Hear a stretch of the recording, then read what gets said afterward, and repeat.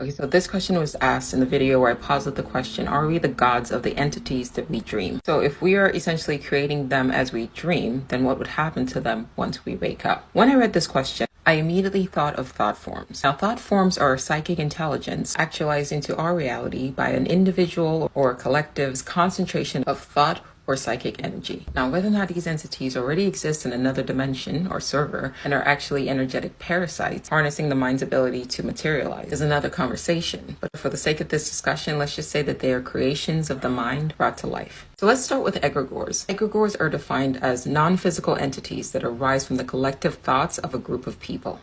Historically, they were first mentioned in the Book of Enoch. These were angelic beings or watchers brought forth by specific rituals, and they were said to have formed a symbiotic relationship with those who summoned them. Next, we have what is called magical servitors. Servitors are entities that are created by magic practitioners in the occult. Once actualized, they are said to operate autonomously from the magician's consciousness, appearing to be an independently existing being. Last on the list are tulpas, initially described in the Tibetan Book of the Dead. They are magical formations generated by a powerful concentration of thought. A modern definition of a tulpa is an intelligent companion imagined into existence. They have been known to attempt to free themselves from their maker's control once they have been, quote, endowed with enough vitality to become real, leading to some mischief and their inevitable destruction by their creators. So all of these describe psychic intelligence of a non-human nature, sentient beings that have been actualized into existence by the power of the mind. Even amongst UFO circles, there are some who believe that UAPs might be a psychic manifestation brought about by our collective belief in their existence. But once again, whether or not these entities exist independently in some alternate dimension and are harnessing our psychic abilities in order to actualize themselves into our reality, it seems that if you believe in these occurrences, it does appear that they can continue to exist independently of their creators, assuming that you are in fact their creators and you're not actually interacting with entities in an alternate dimension. And as for why do we forget large amounts of our dream upon awakening, I imagine it's a function of this reality. If I had to guess, I would say that a lot of these dreams might affect the immersive experience of our simulated reality, but I think the information is still retained by our subconscious mind.